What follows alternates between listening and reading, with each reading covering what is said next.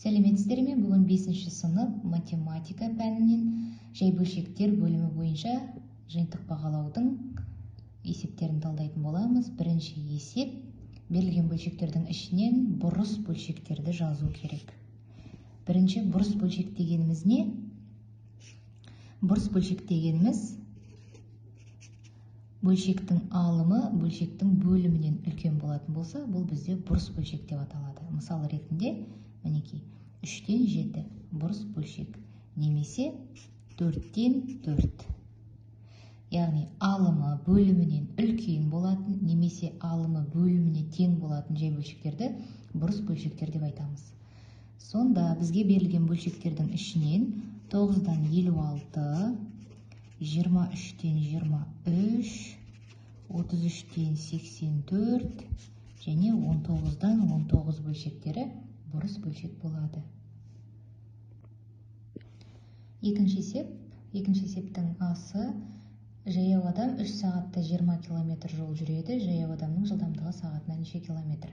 Есептің шарты бойынша аралас сан түрінде жазуымыз керек. Біз өзіміз жақсы білетін арақашықтықты табу формуласын қолданамыз. Бұл жердегі S арақашықтық немесе жол деп айтамыз. В жылдамдық, Т уақыт. Жаяу адам 3 сағатта 20 км жол жүрген. Жылдамдықты табу үшін арақашықтықты уақытқа бөлемін. 20 километрді 3-ке бөлемін. 20-ның ішінде 3 6 рет, 6 бүтін 3-тен 2 километр сағат. Мінеке аралас сан түрінде жаздық. Екінші есептің Б-сы: тіктөртбұрыштың ауданы берілген 36 см квадрат, оның ұзындығы берілген 11 см, тіктөртбұрыштың ені неше сантиметр? Кез келген тіктөртбұрыш салатын болсақ, ұзындығы А, ені Б болсын. Тіктөртбұрыштың ауданын табу үшін ұзындығы мен енін көбейтеміз. Бізде ұзындығы 11 сантиметрге тең, ауданы 36 сантиметр квадратқа тең. Сонда біз енін табу үшін, Б-ны табу үшін S-ті А-ға бөлеміз. Б тең болады, S-ті А-ға бөлемін. Аудан бізде 36, 36-ны 11-ге бөлемін. 36-ның ішінде 11, 3 рет 33-ті 3 бүтін 11-ден 3. 3 бүтін 11-ден 3, немесе мына жерде 36-ның ішінде 11. Мінеке 11-ді 3-ке бөлсек 33, оған 3 қосамыз, 36 шығады. Так, сонда бұл ені болғандықтан 3 бүтін 11-ден 3 сантиметр.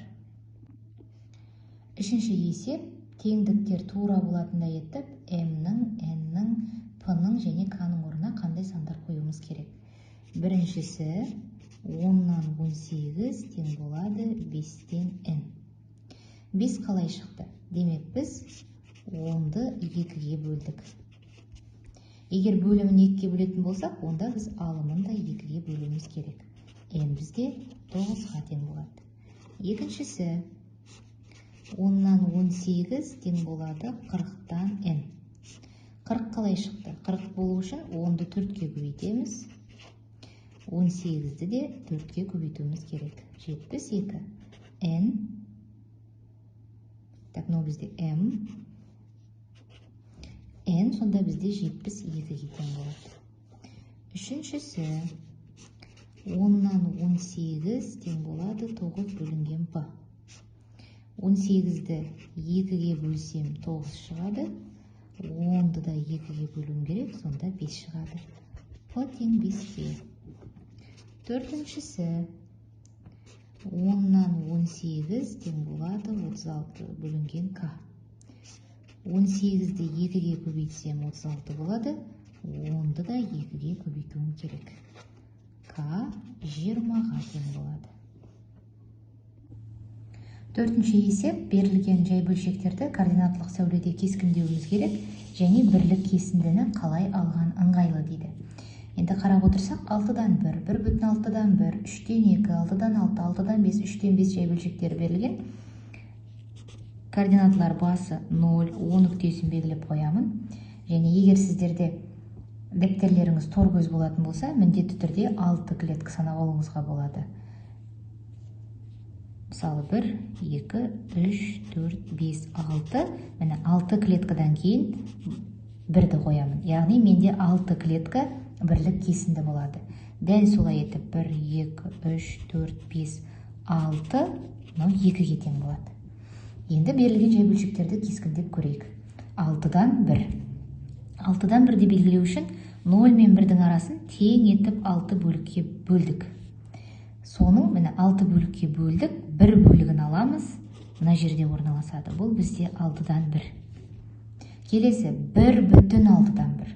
1 бүтін дегендіктен 1 мен 2-ның арасын тең етіп 6 бөлікке бөлеміз және 1 бөлігін аламыз. 1 бүтін 6-дан 1. Неге мына нүкте. Келесі 3-тен 2. 3-тен 2. 0 мен 1-дің арасын тең етіп 3 бөлікке бөлеміз. 1, 2, 3. Соның 2 бөлігін аламыз. 1, 2. 3-тен 2 мына жерде орналасады. 6-дан 6. 6-ны 6-ға бөлсек 1. Немесе 6 бөлікке бөлдік, 6-ауында аламыз. Мінекей 1, 2, 3, 4, 5, 6. 6-дан 6, мінекей 1 нүктесімен беттеседі. Келесі 6-дан 5. 6 бөлікке бөлдік, 5 бөлігін аламыз. 6-дан 5. Келесі 3-тен 5. 3-тен 5 дегеніміз, бұл бізде бұрыс бөлшек, ол 1 бүтін 3-тен 2-ні білдіреді. 1 бүтін 3-тен 2, 1 мен 2-ның арасын тең етіп 3 бөлікке бөлеміз. Мінекей 1, 2, 3. Соның 2 бөлігін аламыз. 1 бүтін 3-тен 2 мына жерде орналасады. Енді қосымша айтып кетейін. Мысалы, әрбір нүктені мен әріптермен белгілейтін болсам, А, В, С, Д, Е дейін, К дейін. Сонда нүктенің координаттарын былай деп жазамыз. А нүктесі, В нүктесі, С нүктесі, Д нүктесі 1 немесе 6-дан 6 деп жазуға болады. Е нүктесі 1 бүтін 6-дан 1, К нүктесі 1 бүтін 3-тен 2 немесе 3-тен 5. Сонда бірлік кесіндіні бізде 6 торкөз ретінде алуымызға болады. Бірлік кесіндіміз.